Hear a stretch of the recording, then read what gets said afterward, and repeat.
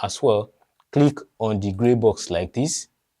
Then the moment you shift your cursor to the edge, it gives you the leverage to adjust the transition.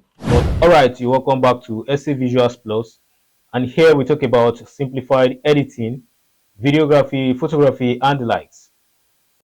And today we are going to be discussing the most exciting but creative and fun part of editing. Guess what? The transition effect. Yes, transitions are simply effects used to smoothen or to ease smooth movement from one clip to the other.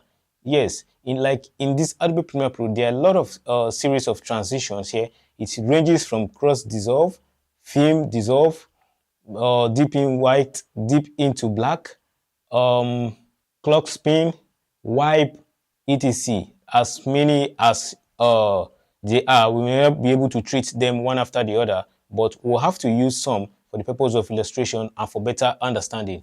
And make sure you watch this video till the end, because I'm going to be sharing a very big and huge pro tip that is definitely going to be very, very useful to you in your creative world, as in terms of applying transitions to make your video look professional. So let's go. So for the purpose of this tutorial, we have to import two video clips to place them side by side so that we can have the opportunity to add a transition effect. All right, now these are actually two video clips placed side by side to add our transition effect. Now, since we already have a different video clip here and another different video clip here, it's just a question of adding a transition right now. And where to get this our transition effect is as simple as you go straight to this right hand side here on your screen, click on effects. Can you see it now? You click on effects like this. Now it gives you the opportunity to see a lot of things here, but we are just only concerned with transitions. So you can see presets, lumetri presets, audio effect, audio transition, video effect, video transition.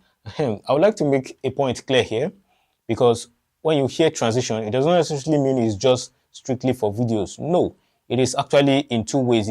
We have video transition and audio transition respectively. But as in, for the purpose of this very tutorial, we're going to be focusing on the video transition. Then subsequently, I will show us how to make judicious and accurate use of the audio transition as well. But so let's go straight into selecting the video transitions here. You select it like this. You see all these packs here that you can see that looks like folders contains packs, a lot of transition in each of this pack. Then you now go to cross dissolve here. For the purpose of this tutorial, as you can see, we have additive dissolve, cross dissolve, deep to black, deep to white, film dissolve, mop cut, non-additive dissolve, like that. So for the purpose of this tutorial, we are going to be test running it with this cross dissolve, just like this. You now hold on it like this. You left click on the cross dissolve, just as I'm doing now. Then you drag and drop it on the video clip. Now, can you see what happens? It is trying to overlap on the video on the left hand side. That calls my attention to something now. Now, when you drag your transition to this to drop, now when you want to drop your transition effect to overlay in between the two video clips by the left and between the two video clips that you can see on my timeline now, you have to drop it to make sure the left hand side overlaps on the left, while the right hand side also relaxes on the right hand side, to balance the equation so that it will move and flow into each other perfectly, to make your work look more professional and cinematic. So, but as in this case, if I should leave this transition like this, it will not flow well. It will be too obvious that yes, something really happened here. Can you see?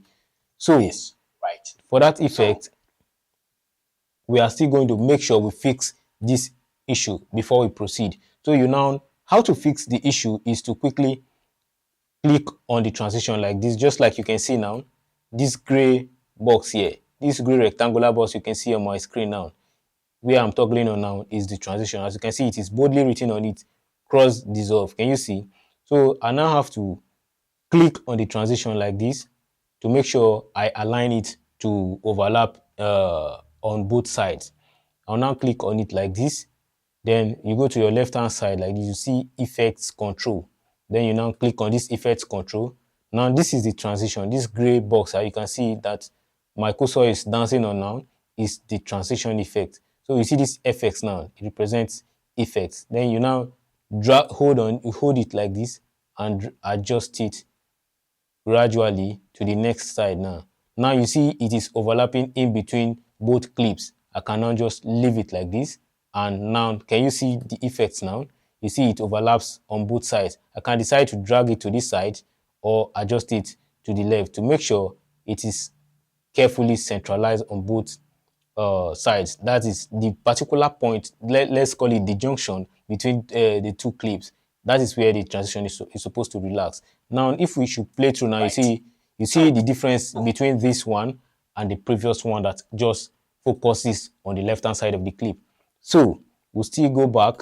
Let's say the transition comes too slow and you want to make it to come a little bit faster to make sure it blends very well with the clip. You can as well click on the gray box like this. Then the moment you shift your cursor to the edge, it gives you the leverage to adjust the transition. But this time around, it adjusts the transition from both sides. So let's watch to see what happens now. You now click on it like this. You drag it. Can you see? You push it. Can you see it's beginning to reduce the transition? The more it reduces the size of the transition, the faster the effect. So now let's play to see what happens. You play back. Okay, can you see how fast it comes now compared to the previous one? Then let's check the previous one we did. Let's check it. Okay. You see how slow this one is? This one is actually exposing what really happened along the line. So let's say you want to hide your smartness now. You can as well click. Okay, then you reduce it. If you still want it to come faster than this, you can still adjust like this. I think this is okay. Okay, can you see? It comes a little bit faster. That is to say that this one, for the purpose of the tutorial, we are going to be using this one, this fast pace now. Can you see now? So this is just how simple it is to use the cross dissolve effect. And let's say you want a stylish kind of transition. Let's say it is not in between clips. You want it to like fade from a montage to the main video. You can just use something like this. Let's use this wipe here. Let's say this kind of transition. You can still use it too. Now you have come to understand what transitions are, how to apply them, and in our subsequent tutorial, like I promised earlier, I'm still going to be showing us how to create our own transition effects. Now, like I promised in the beginning, here is the pro tip. For the purpose of mastery or professionalism, and to make your work look cinematic, you need to always stick to simple cinematic transitions, which is the cross dissolve, film dissolve, deep to black, deep to white, respectively. Those are very, very, very accurate for cinematic purposes and professionalism. Let's say you don't, because when you use too many stylish transitions at a particular point in time, it may get viewers confused or even fed up with a whole lot of effects. So you just need to stick to simple but professional transitions to make your work look more presentable and professional at the end of the day. And if you actually find this video helpful enough, you can actually give it a like button and subscribe, and stay connected for more awesome content like this.